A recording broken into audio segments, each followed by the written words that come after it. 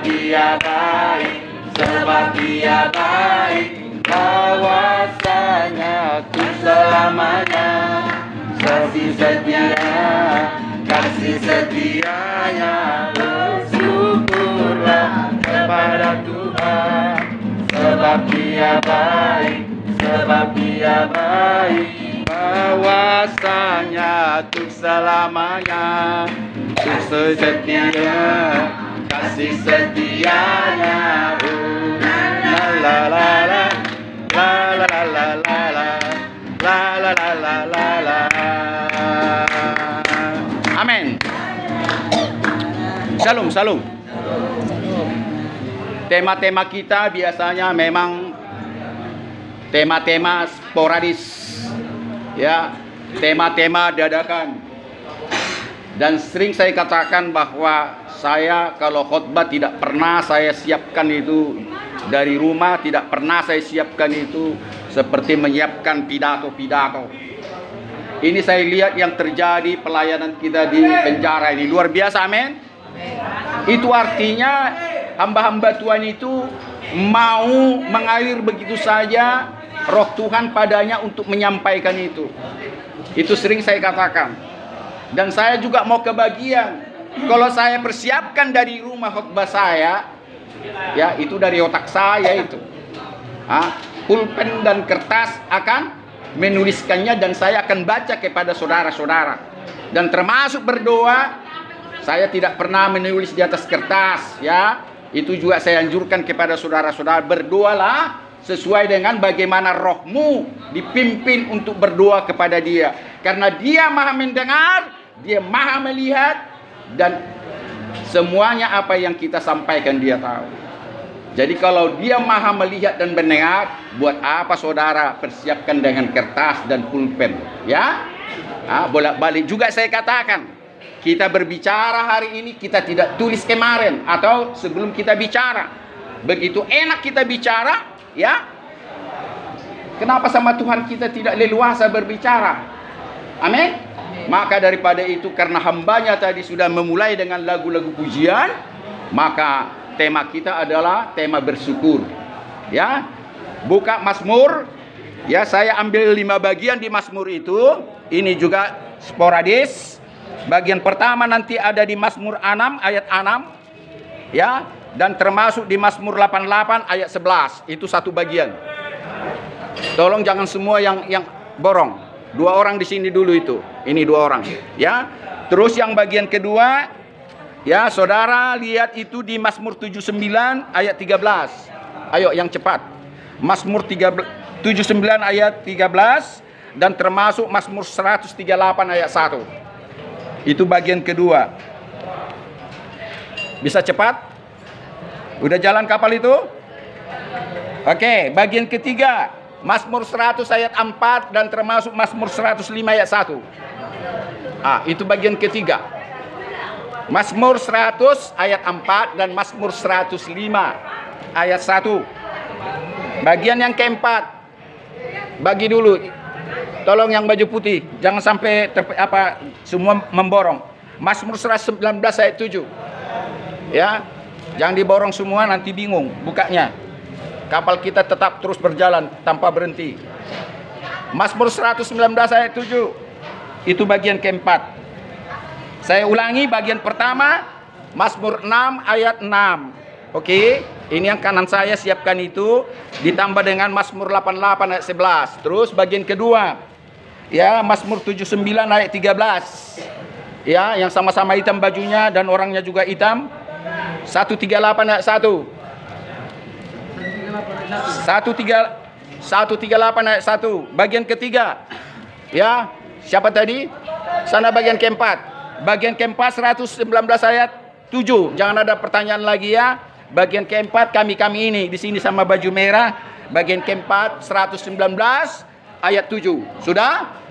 Nah, ini Roh Kudus yang bicara sama kita ya. Ini semuanya ini enggak disiapkan dari rumah ya. Mari kita lihat bagaimana dia bicara sama kita. Saya mau buktikan. Tolong dibaca yang bagian pertama. 3 ya. Sebab di dalam maut tidak yang kencang kawan. Ulangi. 3 ya. Sebab di dalam maut tidaklah orang ingat kepadamu. Siapakah yang akan bersyukur kepadamu di dalam dunia orang mati? Ulangi sekali lagi, ini penting kawanku. Sebagai orang Kristen, ingat, ulangi sekali lagi, sangat penting. 3 iya. Sebab di dalam maut tidaklah orang ingat kepadamu. Siapakah yang akan bersyukur kepadamu di dalam dunia orang mati? Orang mati dan orang yang di dalam maut tidak akan pernah rasa syukurnya itu diterima oleh Tuhan.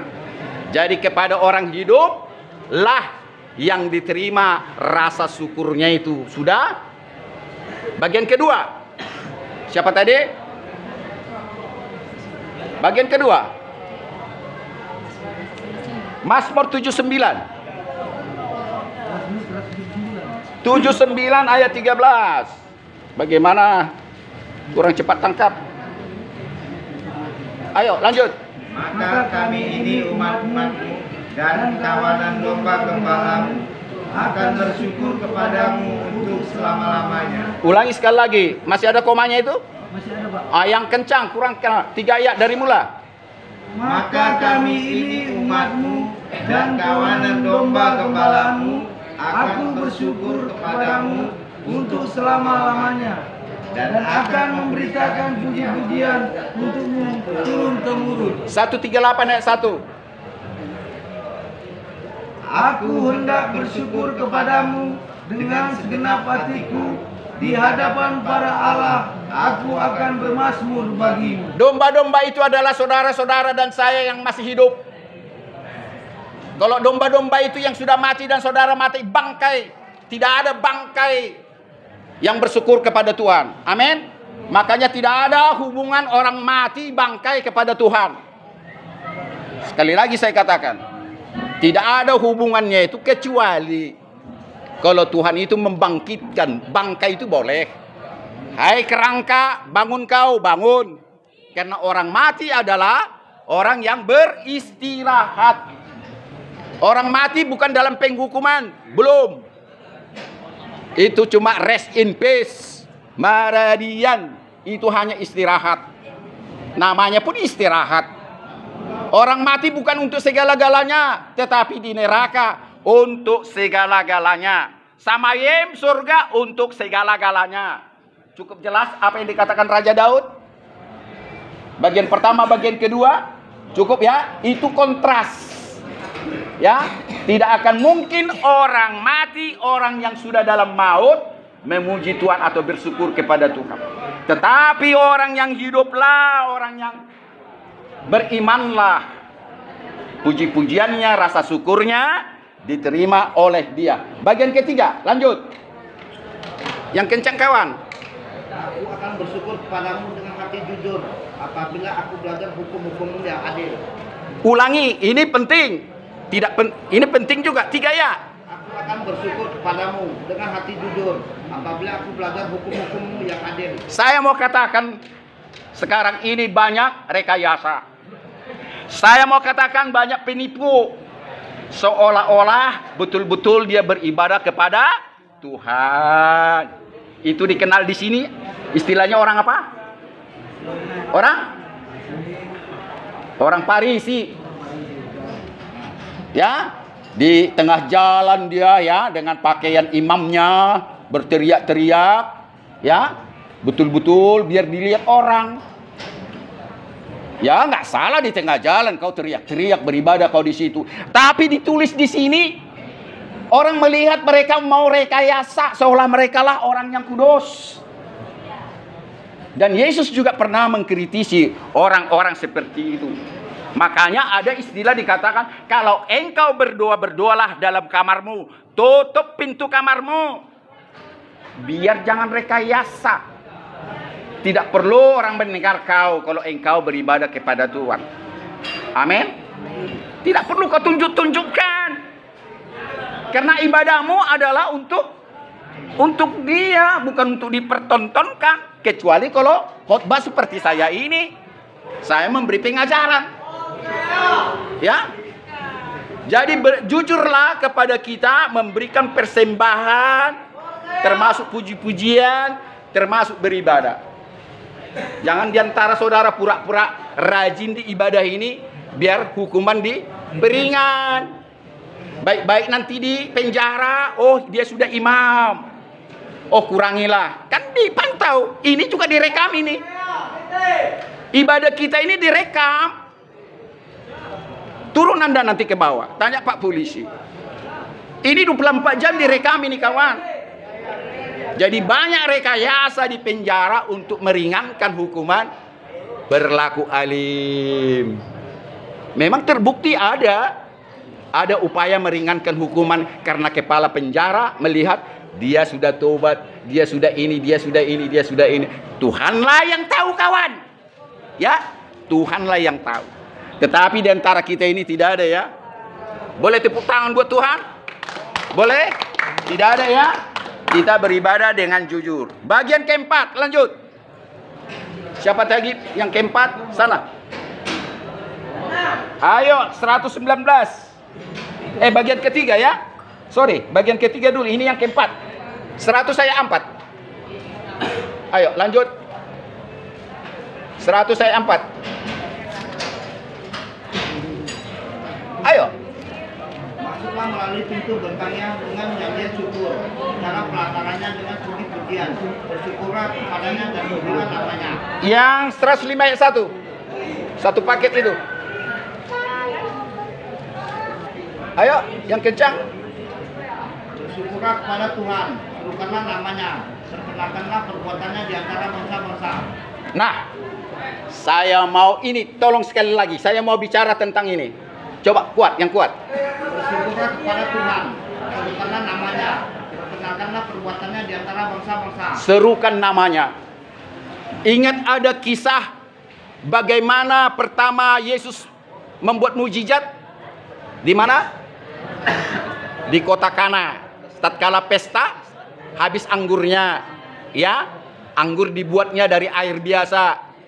Masukkan segala air ke drum-drum itu, katanya, ya, sebetulnya karena didesak dia sama Maria mamanya, bagaimana ini? Anggur sudah habis, orang banyak tamu. Sempat dijawabnya begini, belum saatnya.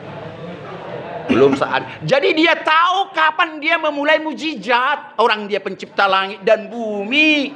Belum saatnya mama, katanya. Tapi kasihan dia.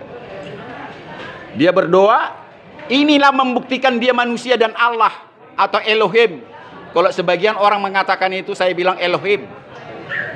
Disinilah membuktikan dia menunggu perintah bapaknya. Bapaknya, ya, tatkala dia itu berbicara sebagai manusia sama seperti kita. Dia tahu kok kapan mulai dia tunjukkan kuasa itu ada pada dia. Tetapi dia karena kasihan sudah isilah drum-drum itu, ya, dengan air dan jadilah anggur yang luar biasa. Bahkan pemimpin di situ mengatakan biasanya orang bikin pesta dikeluarkan dulu anggur yang paling baik, baru dikasih anggur yang tidak baik, sisa-sisa. Ya, tahun baru kita makan kue yang enak-enak dulu, baru setelah tahun baru ampas-ampasnya kawan, betul? Ya kan, rempah-rempahnya itu disikat juga, udah masuk angin pun disikat juga. Ah, itulah yang terakhir. Tapi aneh di kota itu bingung orang, loh, anggur dari mana ini kok begitu enak?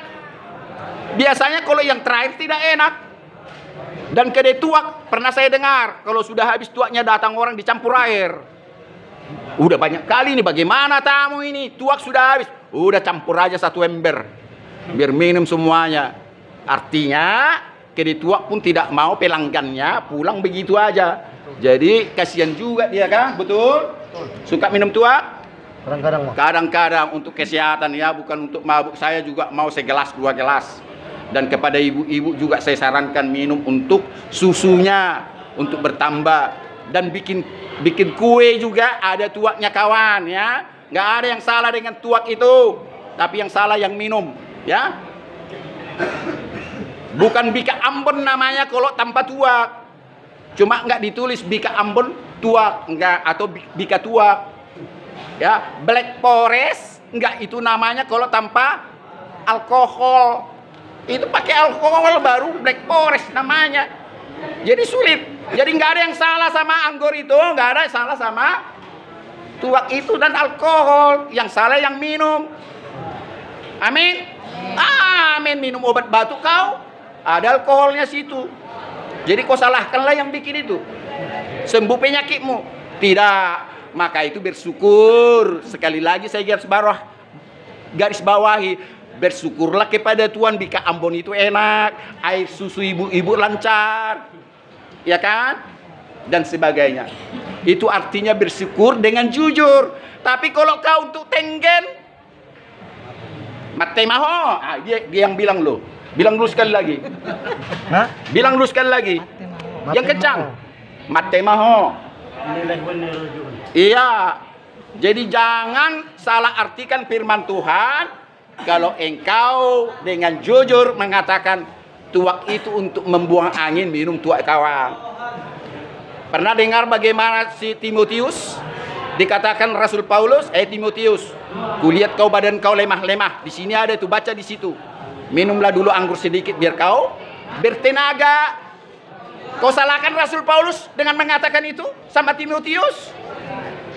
Tapi jangan salah gunakan dengan firman Tuhan atau perkataan Bible ini sehingga kau minum seenaknya saja.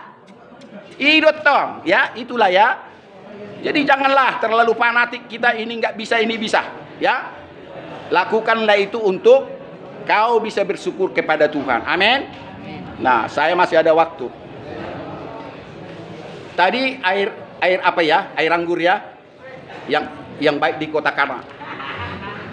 Pernah baca di sini kisah wanita Samaria pelacur? Pernah kan? Nanti baca kawan di situ.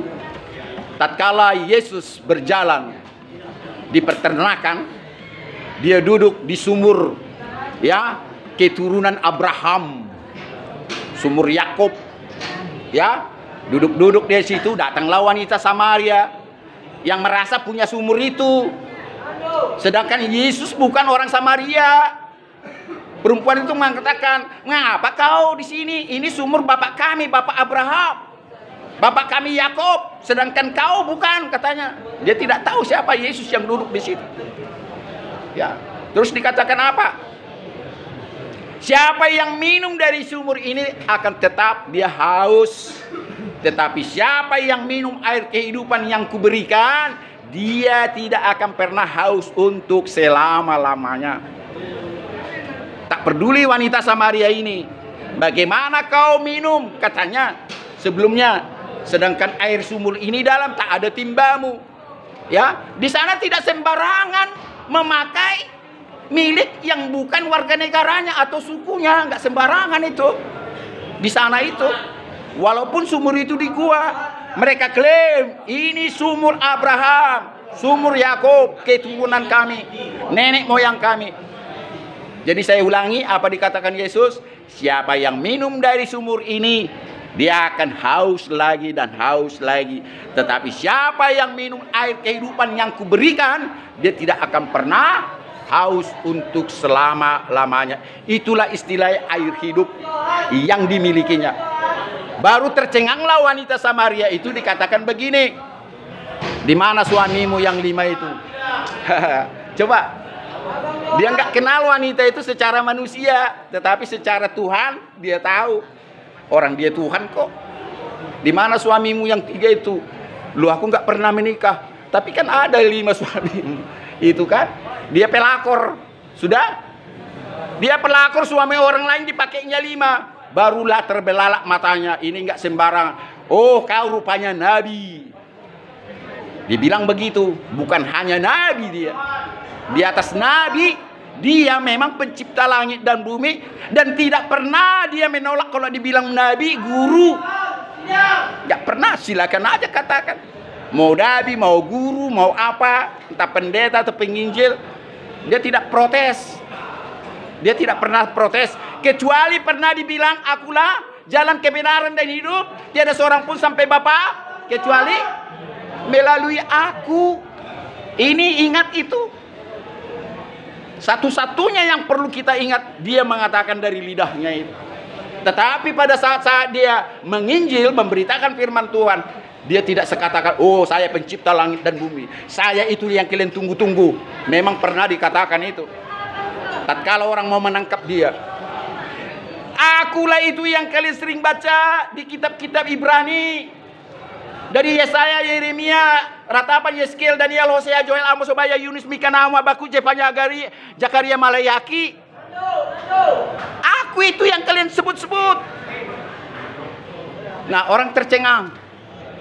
Ini sudah kerasukan setan. Ini cerita di sini loh, bukan cerita saya. Bahkan dibilang ini sudah kerasukan setan. Dia mengatakan itu, dan dia adalah juru selamat dan sebagainya. Dan apa dikatakan yang membingungkan mereka? Ya, bait suci kalian ini bisa runtuh, tetapi kalau aku hanya 3 hari bisa membangunnya. Coba. Oh, ini sudah puluhan tahun kami bangun ini. Bait suci yang kami tempati ini. Berpuluh-puluh tahun kami membangun ini. Saya hanya 3 hari. Inilah. Jadi bahasa-bahasa seperti ini orang tidak mengerti karena bukan roh Tuhan ada pada dia. Seandainya ada roh Tuhan sama dia, dia mengerti. Padahal itu sudah tertulis di kitab ini sebelum kejadian itu. Sebelum Yesus mengatakan itu sudah ada di sini. Ratusan tahun, lebih tahun nih Pak Hasiolan. Berapa tahun Pak?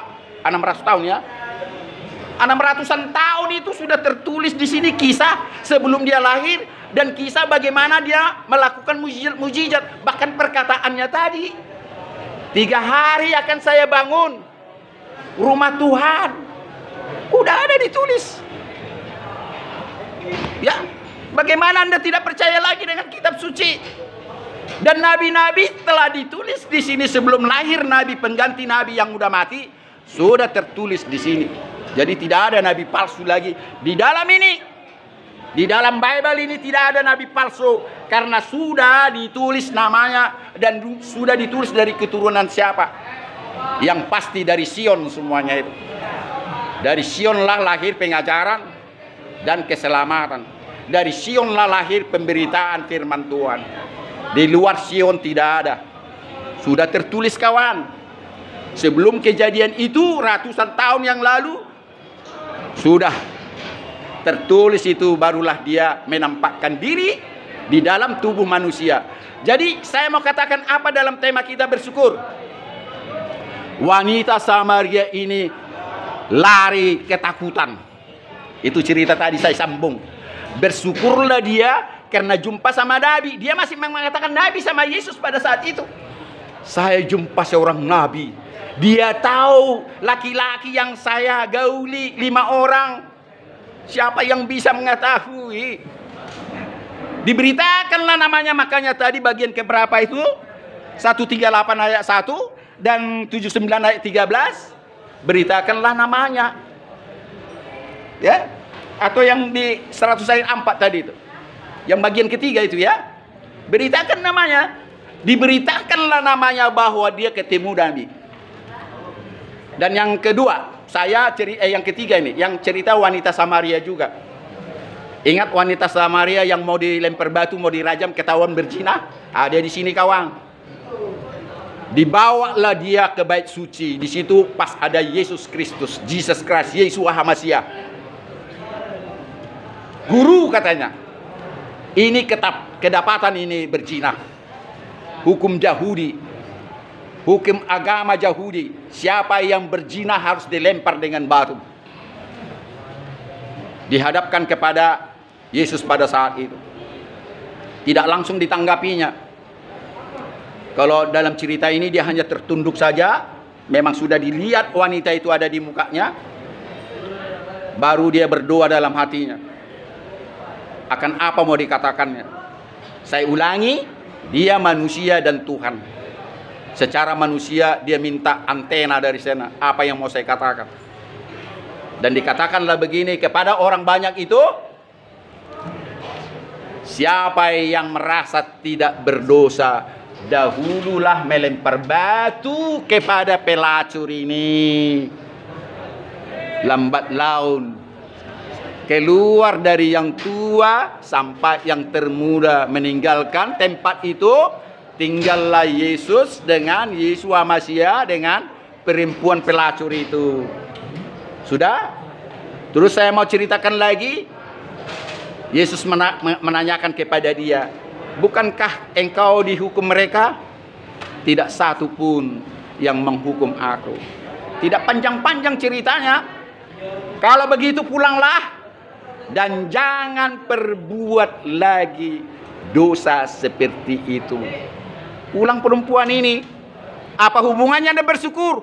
Teriak-teriak dia kepada banyak orang karena dicibir orang dia. Aku berterima kasih, aku jumpa sama seorang nabi. Masih nabi dia disebut di situ. Bukan Yesus mengatakan dia nabi, karena dulu adalah nabi segala-galanya. Tidak ada lebih tinggi daripada dia. Nabi. Kalau rasul itu setelah nabi ada rasul lagi. Aku ketemu seorang, karena nabi lah yang tahu hati seseorang dan bisa melihat dari jarak jauh dan bisa melakukan mujizat. Itu tanda-tanda nabi sekalian, saya mau katakan. Tidak ada nabi yang tidak punya karunia menurunkan mujizat.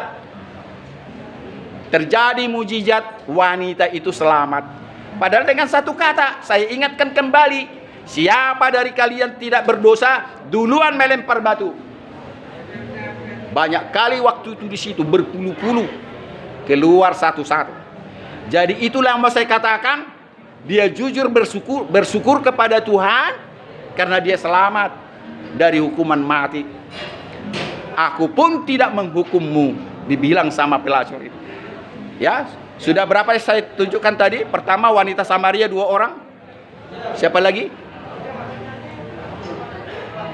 Sudah 3. Cukup dulu. Ada lagi sebetulnya yang mau saya sampaikan, tetapi saya mau katakan dulu bagian yang keempat. Ya, ayo kita sama-sama bagian keempat ini, deretan ini. Mazmur 119 ayat 7. Inilah dulu bagian keempat ini ya. Kita di sini. 5 orang kita yuk di sini. 119 ayat 7. Ini bagian yang keempat yang saya katakan tadi. Sudah? 3, iya.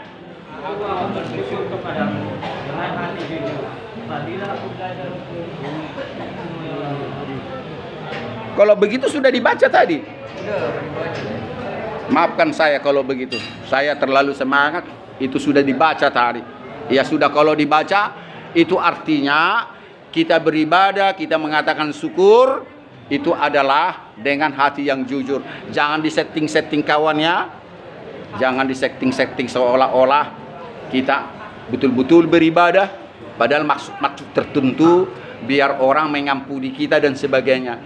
Perhatikan wanita Samaria itu, ya, jujur dia mengatakan, engkau nabi katanya, sama orang-orang setelah dia selamat dari hukuman rajam, ya. Dan satu lagi, baru ini saya ingat, tadi sempat saya lupa ya. Ingat cerita mujizat yang kedua. Mujizat pertama, anggur dijadikan di kota Kana. Baca di sini apa mujizat kedua? Orang buta dicelikkan matanya. Itu yang pernah saya bilang, dia meludah ke tanah, diambil tanah, bikin ludahnya, jadilah lumpur. Orang buta tidak tahu, tidak melihat. Udah jadi lumpur di tangannya ini, dibikinlah lumpur itu ke matanya.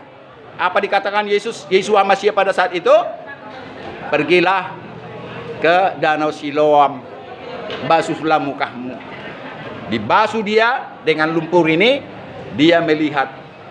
Ini luar biasa kisah ini yang terakhir yang saya bilang. Begitu dia melihat, jadi persoalan hukum. Persoalan hukum bagi bangsa Yahudi. Kenapa? Waktu itu hari Sabat. Hari Sabat. Belum melihat dia, Yesus bilang apa? Bangkitlah. Orang buta kan bisa bangkit kan? Orang buta kan bisa bangkit kan? Cuma nggak bisa berjalan, melihat, meraba-raba. Angkat tikarmu itu. Pergilah ke Danau Siloam, nggak jauh dari situ. Pergi dia dengan tertati-tati di suap. Jadi yang mau saya katakan apa? Kejadian orang hukum Yahudi, hukum agama Yahudi, tidak boleh angkat tikar sekalipun. Itu termasuk bekerja. Bekerja tidak boleh hari Sabat. Memasak pun tak boleh. Ya, angkat cangkul apapun. Ya, tidak bisa. Jadi diproteslah tatkala orang melihat dia membawa tikarnya ini ke bait suci, karena waktu itu sedang hari Sabat. Kenapa kau bawa tikarmu? Hah? Ya, ada yang bilang saya. Siapa dia? Aku nggak kenal ya. Dia buta kan? Dia buta. Tatkala dia melihat Tuhan Yesus nggak di tempat lagi. Tetapi suatu ketika jumpa lagi dia di hari berikutnya. Yang mau saya katakan, dia bersyukur dengan jujur. Sempat dia besok harinya itu disidang. Dipanggil lagi dia. Karena diproses. Kenapa kau bawa tikar? Wah, ini pro dan kontra waktu itu. Ya kan? Mana mungkin bukan seorang nabi bisa mencelikkan mata orang buta, dibelalah Tuhan Yesus, Yeshua Masia. Gak mungkin, hanya seorang nabi yang sanggup melakukan itu. Dia yang menyuruh angkat tikar. Jadi siapa yang mau mengatakan dia salah?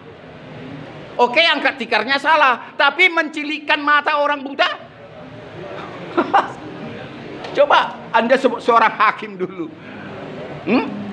Tak sanggup manusia mencilikkan kecuali seorang nabi. Itulah dikatakan mereka. Makanya orang yang buta ini disidang waktu itu. Dan dia menang. Dia bersyukur, dia cerita. Saya tidak kenal dia mencilikkan mata saya ini. Tetapi suatu ketika jumpa lagi dia di bait suci juga, dirangkulnya dia. Dia tahu dia bersyukur kepada Tuhan. Dia melihat yang terjadi kepada dia. Jadi cukup dari saya. Ya, 2 pelacur bersyukur kepada Tuhan, 1 orang buta bersyukur kepada Tuhan dengan jujur. Ingat, dengan jujur. Amin. Terima kasih. Oke, sebentar ya.